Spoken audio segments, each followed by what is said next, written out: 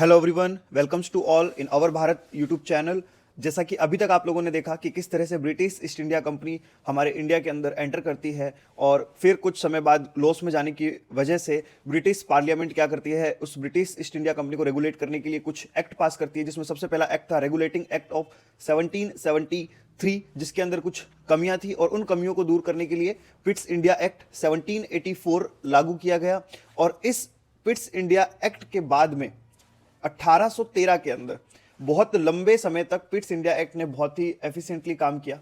And then उसके कई सालों बाद चार्टर एक्ट ऑफ 1813 यहां पर क्या किया गया, लागू किया गया। और ये जो चार्टर एक्ट 1813 था, ये ब्रिटिश पार्लियामेंट ने क्या किया, पास किया।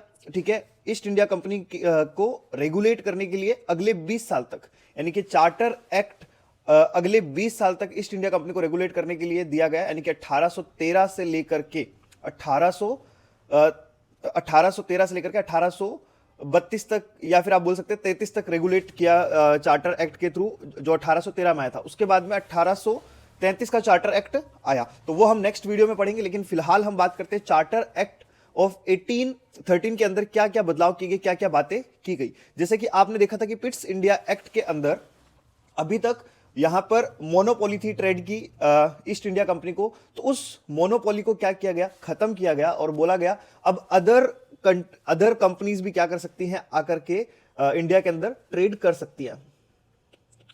अदर कंपनी, जो प्राइवेट कंपनी है, वो भी क्या कर सकती हैं, ट्रेड कर सकती हैं। लेकिन बोला गया ब्रिटिश ईस्ट इंडिया कंपनी को अभी भी मोनोपोली दी जाएगी एक ट्रेड के अंदर, जो कि क्या था, टी ट्रेड था। और ये टी ट्रेड किसके साथ में, चाइना के साथ में सिर्फ ब्रिटिश ईस्ट इंडिया कंपनी करेगी और कोई भी नहीं करेगी। और वैसे भी ब्रिटिश ईस्ट इंडिया कंपनी में बहुत नुकसान चल रहे थे, बहुत ज्यादा चीजें खराब चल रही थी, तो उन्होंने कहा ठीक है, कोई दिक्कत नहीं है, इतना ज्यादा क्यों ही लोड लेना है, ठीक है, आने दीजिए दूसरी कंपनीज को और हम सिर्फ चाइना से टी ट्रेड करते रहेंगे। तो ये एक इंपॉर्टेंट चीज थी यहां पर, यानी कि पहली बार मोनोपोली कब खत्म की गई, चार्टर एक्ट ऑफ 1813 के अंदर। यहां पर मोनोपोली हटा दी गई, कंप्लीट मोनोपोली हटा दी गई, सिर्फ टी ट्रेड की मोनोपोली दे दी गई किसे, ब्रिटिश ईस्ट इंडिया कंपनी को, कि वो चाइना से टी ट्रेड कर सकता है। That's it. बाकी दूसरी प्राइवेट कंपनी भी अब अदर ट्रेड्स के लिए वहां पर आ सकती है। ठीक है, दूसरी बात यहां पर क्या किया गया, क्रिश्चियन मिशनरीज को अलाउड किया गया कि वो इंडिया में आए और लोगों को रिलीजन चेंज के लिए क्या कर सकते थे, प्रमोट कर सकते थे, उन्हें बोल सकते थे, वो उन्हें रिलीजन चेंज करवा सकते थे। यानी कि यहां पर क्रिश्चियन मिशनरीज अलाउड कर दिए गए थ्रू आउट द इंडिया धर्म परिवर्तन के लिए, है ना। तो ये यहां पर आप लोगों को देखने को मिला, कहां पर, चार्टर एक्ट ऑफ 1813 के अंदर।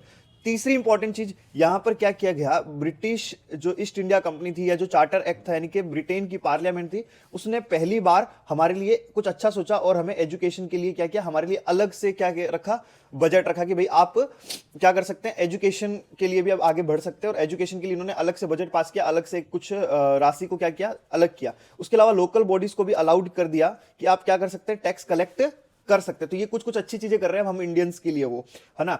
अब दूसरी बात क्या होता है यहां पर, अब अच्छी चीजें क्यों कर रहे हैं, ताकि हम इंडियंस क्या करने दें, यहां पर रहने दें, है ना। ऐसे थोड़ी ना हम रहने दे देंगे वहां पर, तो वो थोड़ी थोड़ी सही चीजें भी करें, क्योंकि अगर हम ज्यादा सिर्फ अगर वो लोग सिर्फ हमारे ऊपर टॉर्चर ही करेंगे, तो हम एक ना एक टाइम पे हम क्या करेंगे, रिवॉल्ट के लिए कुछ ना कुछ मेहनत करेंगे, हम कुछ उनका अपोजिशन करेंगे। तो इसलिए वो थोड़ा थोड़ा, लाइक बोलते हैं ना, लाइक थोड़ा थोड़ा वो हमें देते रहते थे, ऐसा करके।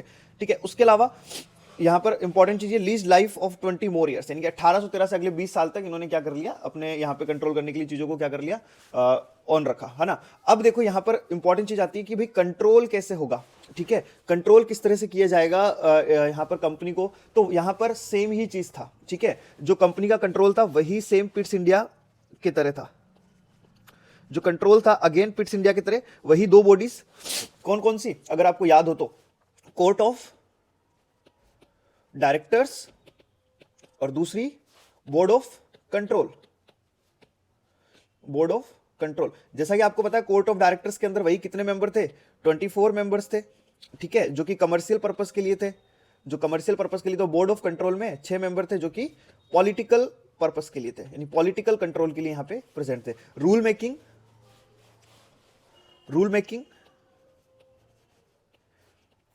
जो रूल मेकिंग था वो सेम एज पिट्स इंडिया था, same as Pitt's India.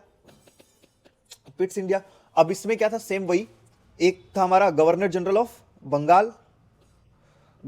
Of Bengal plus 3 member की एग्जीक्यूटिव एग्जीक्यूटिव काउंसिल, जिसमें से आप बोल सकते थे कि एक को क्या बोला था, मतलब यहाँ पर हम क्या करते थे भाई, वोटिंग करवा लेते थे, तो 2:2 भी अगर हुआ तो क्या होगा, वीटो लगा करके यहाँ पर गवर्नर जनरल ऑफ बंगाल क्या कर लेगा, लॉ मेकिंग कर देगा, है ना। ये यहाँ पर क्या था, as a rule making present था, जैसा कि पिट्स इंडिया एक्ट के अंदर था, वैसा ही वैसा सेम यहाँ पर भी था। तो आई होप आप लोगों को ये चीज ध्यान में होगी। नेक्स्ट, फिर वही सेम बात, रिवेन्यू कहां से आता था, तो यहां पे रिवेन्यू दो जगहों से कलेक्ट किया जा रहा था। एक पहला टेरिटोरियल पोजीशन,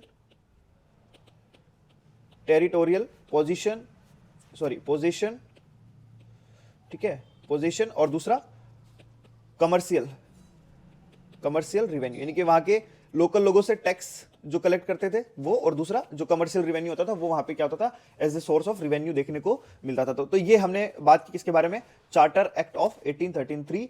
देन इसके 20 साल बाद में चार्टर एक्ट ऑफ 1833 आएगा, तो उसको हम देखेंगे नेक्स्ट वीडियो में। थैंक यू सो मच, मिलते हैं।